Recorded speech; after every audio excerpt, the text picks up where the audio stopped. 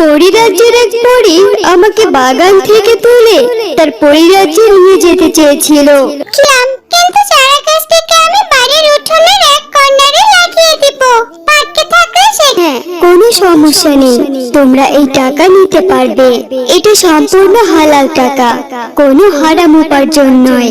আমি নিজে থেকে এই ফলটি তোমাদের উপহার হিসেবে দিয়েছি, কারণ তোমাদের মেয়ে মাইশা খুব ভালো মনের মানুষ। পরিরাজ্যের এক পরী আমাকে বাগান থেকে তুলে তার পরিরাজ্যে নিয়ে যেতে চেয়েছিল, কিন্তু হঠাৎ করে তার হাত ফসকে আমি মাটিতে পড়ে যাই। কিন্তু ততক্ষণে পরে অনেক উপরে উঠে গিয়েছিল, তাই আর সে নিচে নেমে এসে আমাকে নিয়ে যায়নি। কিন্তু সে বলে গেছে মাটিতে পড়লেও আমার যেন কোনো কষ্ট না হয়, যে আমার সেবা যত্ন করবে আমি যেন প্রতিদিন তাকে একটা করে সোনার স্ট্রবেরি ফল দেই।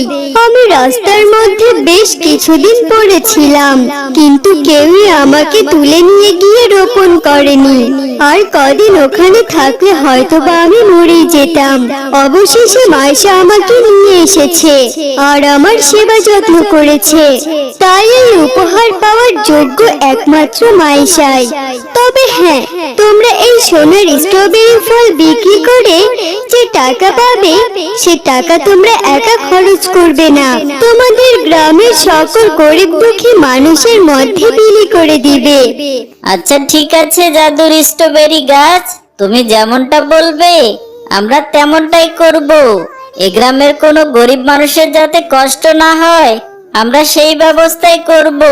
এরপর থেকে মাইসার বাবা প্রতিদিন সোনার স্ট্রবেরি ফল তুলে বাজারে বিক্রি করত।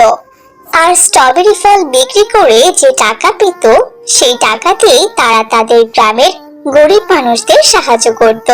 তার সাথে আরো আশেপাশে 10 গ্রামের মানুষকেও সাহায্য করত। এভাবে মাইসার বাবার সাহায্য পেয়ে গ্রামগুলোর চেহারাই পাল্টে গেল। গ্রামের সকল মানুষরা এখন সুখে শান্তিতে বসবাস করতে লাগলো।